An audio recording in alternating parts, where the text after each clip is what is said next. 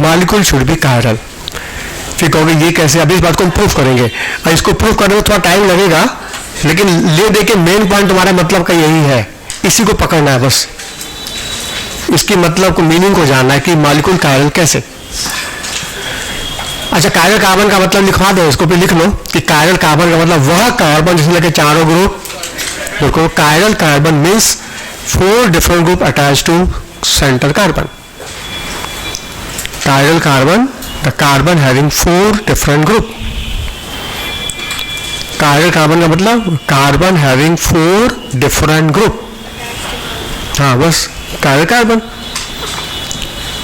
Chiral carbon, carbon having 4 different group को बोलते हैं कायरल कार्बन।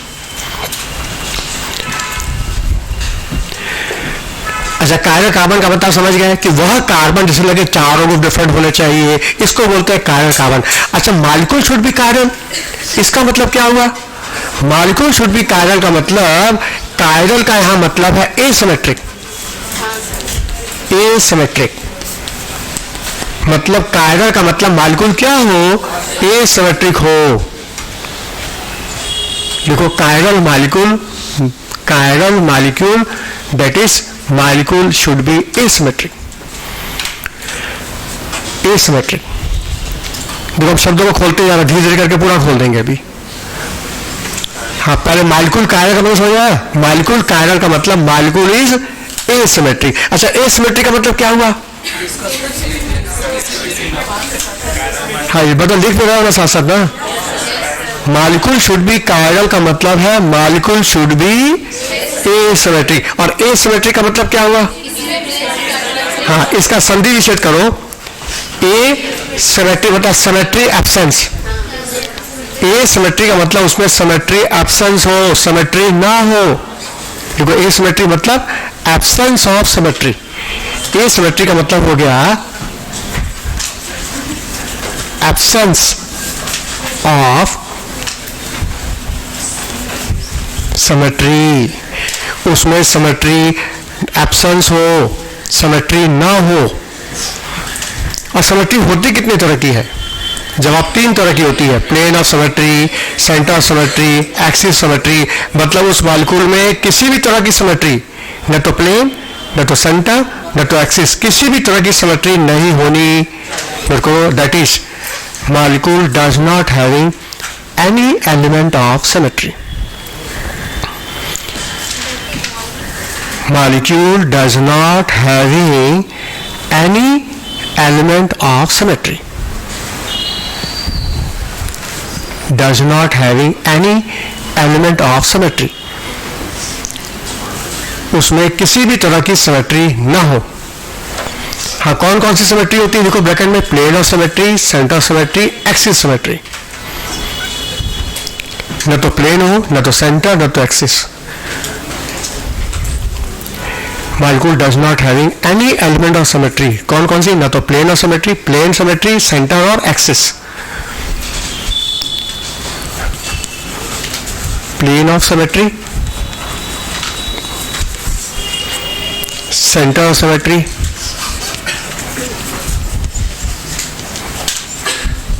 और एक्सिस ऑफ सिमेट्री।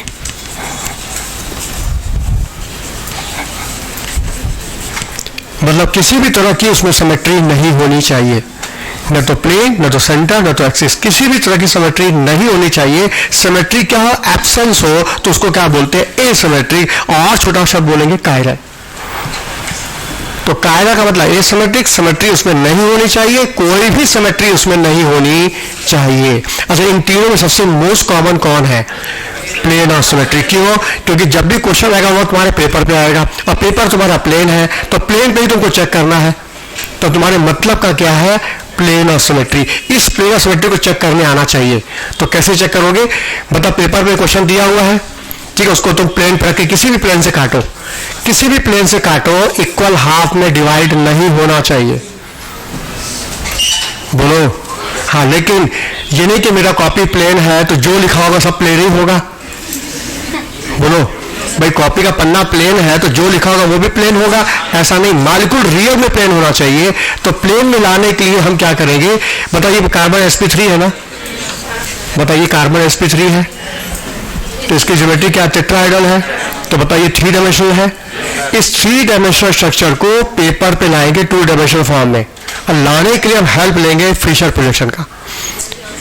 ठीक है, टोटल तुम्हारे 4 प्रोजेक्शन सिलेबस में है, Fischer, Newman, sawhorse, flying wedge, 4 projection है। आज हम लोग को फिशर सिखाएंगे केवल। हाँ, ये फिशर प्रोजेक्शन क्या है, 3 डायमेंशनल स्ट्रक्चर को 2 डायमेंशनल प्लेन पर लाने का एक सरल तरीका है। और जब मेरा ये स्ट्रक्चर प्लेन में आ जाएगा तब प्लेन पर रख के उसको काटेंगे।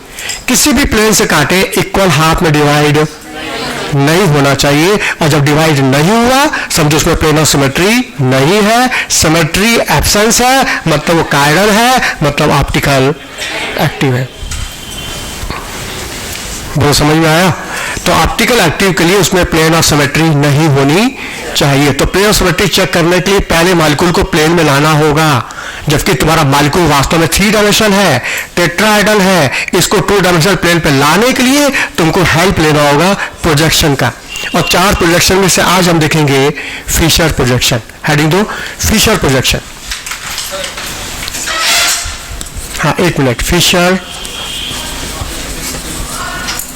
प्रोजेक्शन। हाँ बोलो।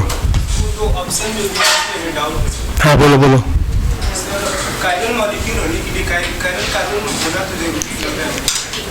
अच्छा, सुनो ध्यान से, अच्छा क्वेश्चन कर रहा है ये। इसका क्वेश्चन ये है कि जब मॉलिक्यूल कायरल है तो उसमें कायरल कार्बन तो होगा ही होगा, तो उसका आंसर तो बोथ हो जाना चाहिए। ठीक है, जबकि ऐसे भी एग्जाम्पल मेरे पास है जिसमें कायरल कार्बन है ही नहीं, फिर भी एक्टिव है। और हम एग्जाम्पल, एक क्या बहुत सारे एग्जाम्पल है मेरे पास, सब दिखाएंगे हम। इसका मतलब ये आंसर गलत हो गया, यही सही है। ठीक है, ऐसे भी एग्जाम्पल है जहां कायरल कार्बन है ही नहीं, फिर भी मॉलिक्यूल ऑप्टिकल एक्टिव है। इसका मतलब क्यों? क्योंकि मॉलिक्यूल कायरल है। ठीक है, मॉलिक्यूल कायरल इस वजह से, तो इसका मतलब ऑप्टिकल एक्टिविटी के लिए कायरल कार्बन कोई एसेंशियल नहीं है, एसेंशियल है मॉलिक्यूल कायरल होना चाहिए। इस बात को हम आज प्रूफ करेंगे, लेकिन पहले हमको स्टेप बाय स्टेप आगे बढ़ने दो। पहले तुम फिशर प्रोजेक्शन सीख लो, फिर वो भी बता देंगे कि बिना कायरल कार्बन के भी एक्टिव कैसे हो गया। हाँ, पहले फिशर प्रोजेक्शन देखो। ये फिशर प्रोजेक्शन क्या है? 3 डायमेंशनल स्ट्रक्चर को 2 डायमेंशनल प्लेन पर रिप्रेजेंट करने का एक सरल तरीका। नोट करो, 3D structure can be conveniently represented on 2 dimensional plane. 3D structure can be conveniently represented on 2-dimensional plane. 3D structure can be conveniently represented on 2-dimensional plane. 2-dimensional plane with the help of Fisher projection. With the help of Fisher projection.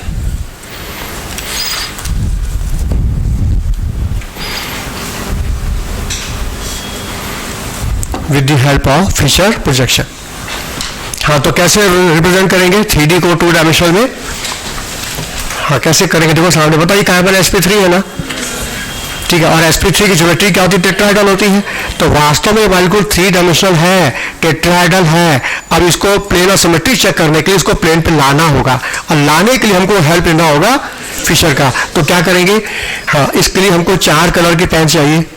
तो भाई group 4 different है ना, तो different group के लिए हमको 4 colour की pen चाहिए। कैप लगा के दे दो। हाँ, रेड हो गया। ये थोड़ा इसी साइज का दो ना। हाँ, ब्लैक हो गया, ठीक। नहीं, हो गया, चलो। 4 कलर का मतलब 4 डिफरेंट ग्रुप, 4 डिफरेंट ग्रुप है, तो उसके लिए हमने 4 कलर का इस्तेमाल किया है। ये हर ग्रुप हर कलर के लिए अलग है ना, देखो सामने। हाँ, पता ये कार्बन sp3 है, इसकी ज्योमेट्री होगी टेट्राहेड्रल। और टेट्राहेड्रल ज्योमेट्री को तुम कैसे भी देखो एक जैसा दिखाई देगा। ऐसे देखो, ऐसे देखो, कैसे भी देखो एक जैसा दिखाई देगा। इसमें एंगल कितना? 109 का एंगल है। ये ज्योमेट्री टेट्राहेड्रल है, ये कार्बन कायरल है, और इससे लगे चारों ग्रुप डिफरेंट, मेरा एक्चुअल मालिक्यूल ये है, लेकिन इसको हमको लाना है 2 डायमेंशनल प्लेन पर, तो कैसे लाएंगे? तो देखो तुम सब ऑब्जर्वर हो, तुम लोग ये सबको ऑब्जर्व कर रहे हो, ठीक है? जरा ध्यान से देखो, ये वाला पेन जो है, ये दोनों, ये ऑब्जर्वर की तरफ है, ये सब ऑब्जर्वर है, पूरी क्लास ऑब्जर्वर है। तो बताइए ये जो 2 पेन है ये टुवर्ड द ऑब्जर्वर जा रहा है कि नहीं? जबकि ये 2 पेन जो है अवे फ्रॉम ऑब्जर्वर जा रहा है, अवे फ्रॉम ऑब्जर्वर, ये सब ऑब्जर्वर बैठे हैं, तो ये 2 पेन टुवर्ड द ऑब्जर्वर है और ये जो 2 पेन है ये अवे फ्रॉम ऑब्जर्वर। बोलो है कि नहीं? अच्छा, इसको पेपर पर रख के ऐसे प्रेस कर दो। जब पेपर पर रख के ऐसे प्रेस करेंगे तो ये जो 2 पेन टुवर्ड द ऑब्जर्वर है ये हॉरिजॉन्टल लाइन पर आ जाएगा, और ये जो 2 पेन अवे फ्रॉम ऑब्जर्वर है ये वर्टिकल लाइन पर आएगा। बोलो आएगा कि नहीं? बस इसको लाके ऐसे पेपर पे प्रेस कर दो। तो प्रेस करने के बाद क्या होगा? देखो, एक आ जाएगी हॉरिजॉन्टल लाइन और एक आ जाएगी वर्टिकल लाइन। हाँ, ये जो हॉरिजॉन्टल लाइन वाला ग्रुप होगा ये टुवर्ड द ऑब्जर्वर होगा, और वर्टिकल लाइन वाला जो ग्रुप होगा वो अवे फ्रॉम ऑब्जर्वर होगा। और सेंट्रल कार्बन को गायब कर दो, बीच वाले कार्बन को दिखाने की जरूरत, ये है फिशर प्रोजेक्शन। कभी भी स्ट्रक्चर में ऐसी हॉरिजॉन्टल वर्टिकल लाइन दिख जाए तो समझ लेना ये फिशर है। सेंट्रल कार्बन गायब रहेगा, एक हॉरिजॉन्टल लाइन और एक वर्टिकल लाइन। यदि इस तरह का कोई स्ट्रक्चर तुम्हारे पेपर पे है तो समझ लेना ये फिशर है। और उसका मतलब क्या है? तो कहना ये जो हॉरिजॉन्टल लाइन वाला ग्रुप है वो टुवर्ड द ऑब्जर्वर है और वर्टिकल लाइन वाला ग्रुप, नोट करो,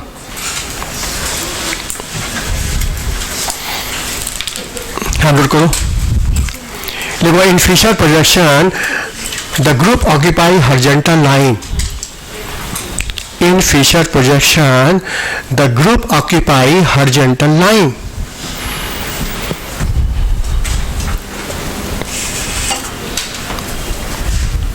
In Fisher projection the group occupy horizontal line toward the observer,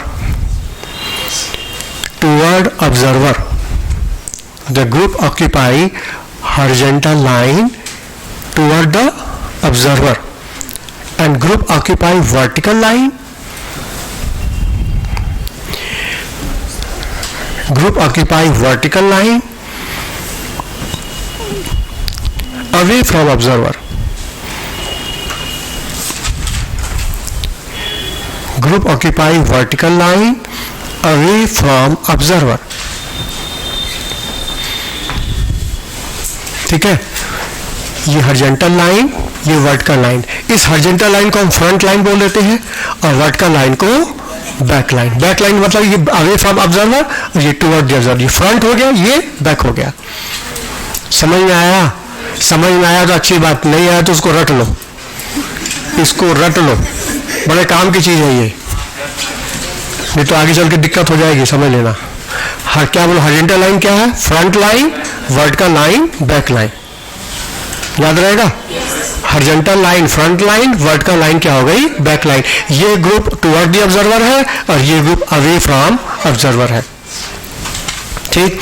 और सेंट्रल कार्बन गायब रहेगा, बीच वाले कार्बन को दिखाने की जरूरत नहीं है। फिशर की प्रकार नियम है लिखने का। अच्छा, और देखो, फिशर को जब भी लिखा जाता है तो उसका एक तरीका यह भी है कि जो ग्रुप ज्यादा ऑक्सीडाइजेबल है वो वर्टिकल के टॉप पर होना चाहिए और जो कार्बन की जो मेन चेन है वर्टिकल लाइन पे आ जानी चाहिए। अब जैसे देखो सामने, इस कंपाउंड लैक्टिक एसिड में कौन सा ग्रुप ज्यादा ऑक्सीडाइजेबल है? ऑक्सीडाइजेबल मतलब जो ऑक्सीडाइज हुआ है, ऑक्सीडाइजिंग एबिलिटी है, ऑक्सीडाइज हो चुका है। मतलब which group is more oxidise? याद रखना, जो ग्रुप ज्यादा ऑक्सीडाइज होगा उसमें ऑक्सीजन का कंटेंट ज्यादा होगा। जिस ग्रुप में ऑक्सीजन का कंटेंट ज्यादा, ऑक्सीजन का परसेंटेज ज्यादा, उसकी वो ज्यादा ऑक्सीडाइज हुआ है। बताओ इसमें कितने ऑक्सीजन है? इसमें है, इसमें तो है ही नहीं। तो ये ग्रुप ज्यादा ऑक्सीडाइजेबल है, इसको वर्टिकल के टॉप पर रखना है। और जो कार्बन की मेन चेन है वो वर्टिकल लाइन पर आ जाएगी। बताओ मेन चेन कहाँ है? एक कार्बन, दो कार्बन, तीन कार्बन, दिख रहा है ना? ये मेन चेन, इसको वर्टिकल लाइन पर ला दो। एक, दो, तीन, ठीक है। अब बाकी रिमेनिंग ग्रुप को हॉरिजॉन्टल लाइन पर ला दो। रिमेनिंग ग्रुप में क्या बचा? H और OH। तो ये है फिशर को लिखने का कंप्लीट तरीका। नोट करो, The group which is more oxidizable, the group which is more oxidizable occupy top of vertical line. The group which is more oxidizable occupy top of vertical line. And main carbon chain occupy vertical line. And the main carbon chain occupy vertical line.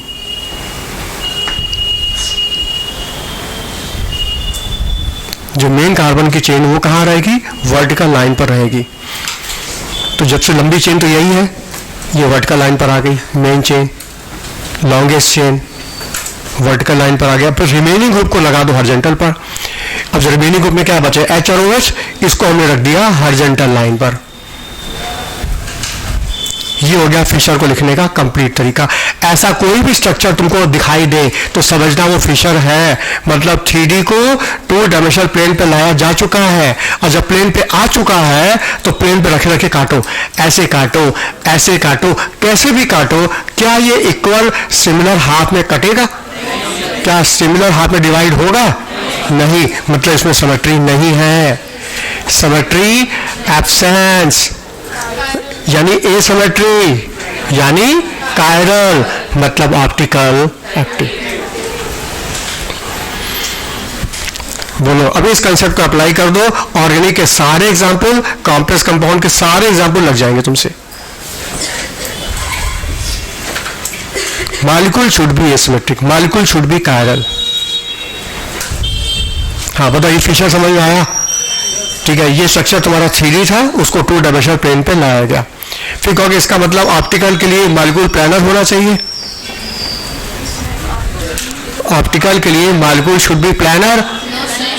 बोलो नहीं. Molecule तुम्हारा 3 dimensional होना चाहिए.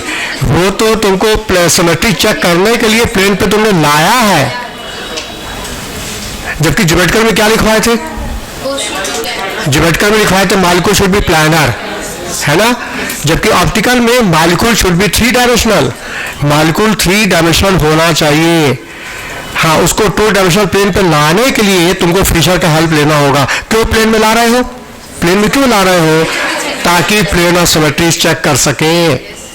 Plane पे ला करके उसको हम equal हाथ में काट करके देख सके. लाने के लिए तुमने फिशर प्रोजेक्शन का हेल्प लिया है. जबकि तुम्हारा रियल मॉलिक्यूल जो है ऑप्टिकल के लिए 3 डायमेंशनल होना चाहिए. तो याद रखा, ऑप्टिकल के लिए 3D और ज्योमेट्रिकल के लिए 2D. ऑप्टिकल के लिए मॉलिक्यूल टेट्राहेड्रल होना चाहिए और ज्योमेट्रिकल के लिए मॉलिक्यूल प्लानर होना चाहिए. ज्योमेट्रिकल के लिखवाया प्लानर हम.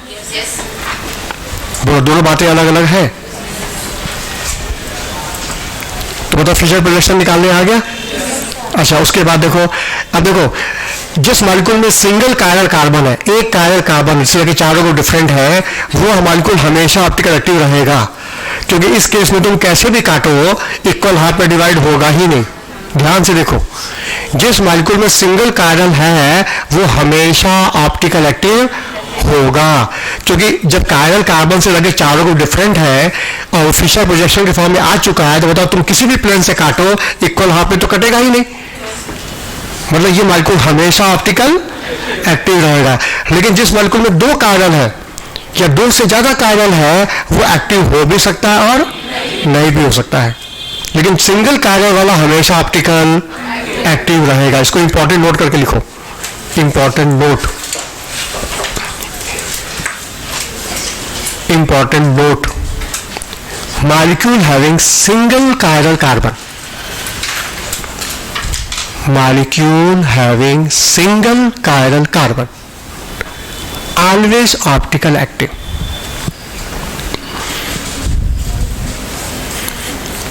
Molecule having single chiral carbon always optical active.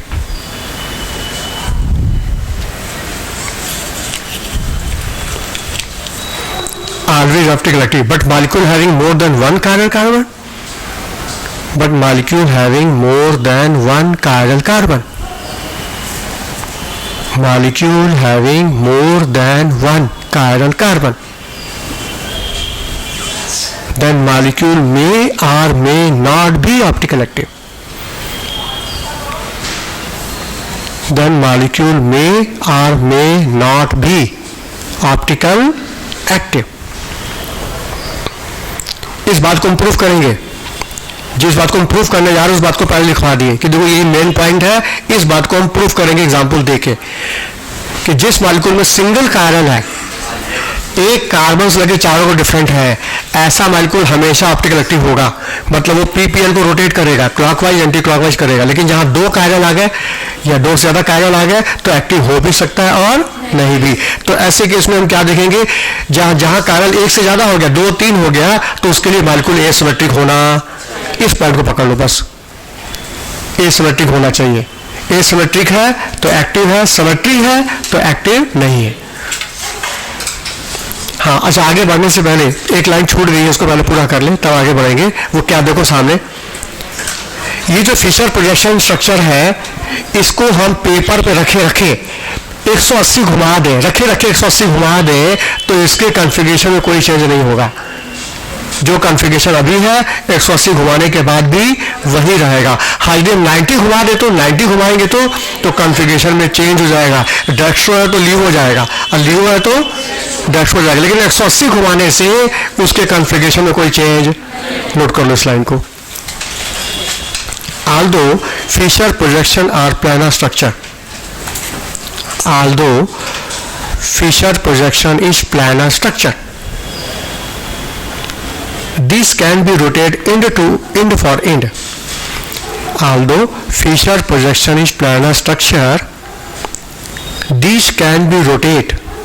This structure can be rotated end for end, end for end. In the plane of paper, these can be rotated end for end. In the plane of paper, in the plane of paper, only in the multiples of 180. Only in the multiples of 180 degree.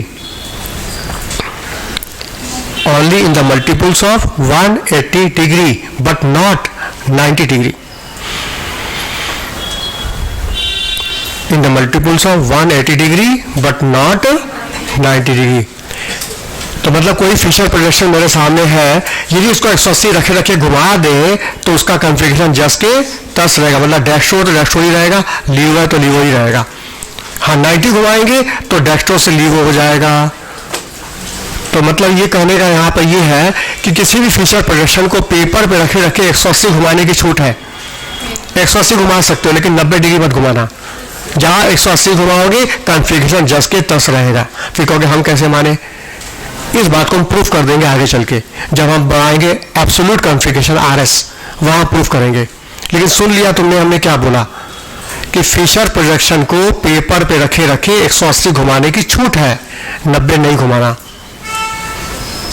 क्योंकि 180 घुमाने से configuration में कोई change. याद करो जब geometrical isomer पढ़ा रहे थे तो हमने कहा था डबल बॉन्ड में एक कार्बन को फिक्स करके दूसरी को 180 घुमा दो। तुम कहे 180 क्यों घुमाए, 90 क्यों नहीं घुमाए, कोई बोला था क्लास के अंदर, बोलो। तो हमने कहा था 180 घुमाने से कॉन्फ़िगरेशन में कोई चेंज नहीं होगा, लेकिन 90 घुमाओगे तो चेंज हो जाएगा। इस बात को हम आगे चल के प्रूफ कर देंगे एब्सोल्यूट कॉन्फ़िगरेशन में जाके। बोलो, ये बात समझ में, नोट कर लिया ना कि फिशर प्रोजेक्शन को पेपर पे रखे 180 घुमाने की छूट है, लेकिन 90 डिग्री नहीं घुमा सकते तुम। चले आगे, टाइम हो गया।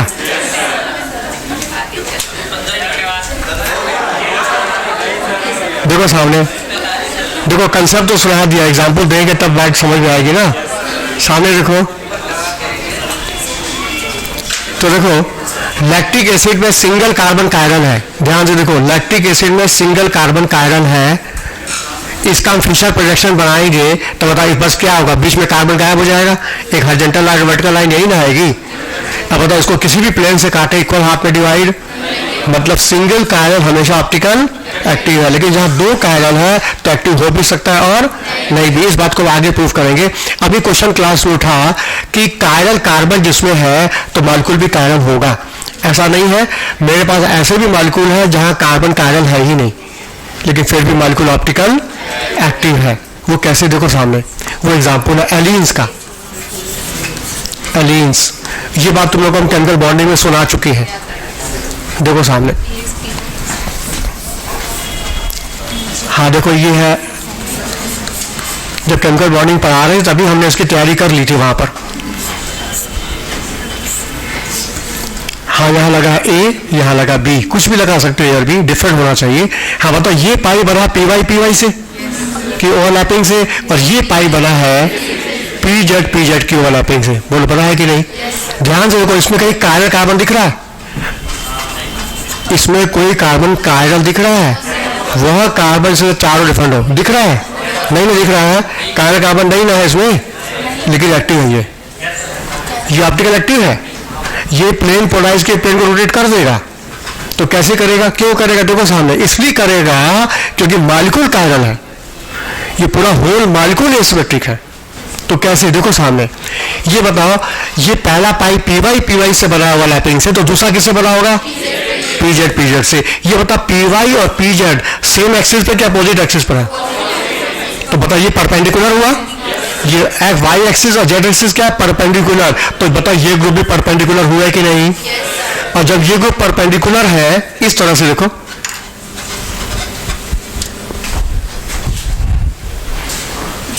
ठीक है, ये वाई एक्सिस और ये जेड एक्सिस, ये समझो वाई एक्सिस और ये क्या जेड एक्सिस, बताओ परपेंडिकुलर है। और ये ए और ये बी, ये ए और ये बी, और ये दोनों क्या परपेंडिकुलर है? बोलो है, बोलो। अब इसको तुम किसी प्लेन से काट के इक्वल हाफ कर दो, कोई ऐसा प्लेन ऊपर से ऐसे काटो, किसी भी प्लेन से काट के इक्वल हाफ करके दिखा दो, नहीं कर सकते ना। ये पूरा मॉलिक्यूल कायरल है, ये पूरा मॉलिक्यूल ये ऑप्टिकल एक्टिव हो गया। तो बता, इसमें कायरल कार्बन नहीं है, फिर भी मॉलिक्यूल ऑप्टिकल एक्टिव है, क्योंकि पूरा मॉलिक्यूल कायरल है। क्यों मॉलिक्यूल कायरल है? क्योंकि इस मॉलिक्यूल को तुम किसी भी प्लेन से काट के इक्वल हाफ में डिवाइड नहीं कर सकते, चाहे तो ऐसे प्लेन से काटो, चाहे इस प्लेन से काटो, किसी भी प्लेन से काटो, दो इक्वल सिमिलर हाफ में डिवाइड होना चाहिए, नहीं हो सकता। बोलो, दिस मॉलिक्यूल इज कायरल। तो बताओ, कायरल कार्बन ना होते हुए भी ये मॉलिक्यूल कायरल है। ये एग्जांपल एलीन्स का नाम है, एलीन्स, इसका नाम था एलीन्स।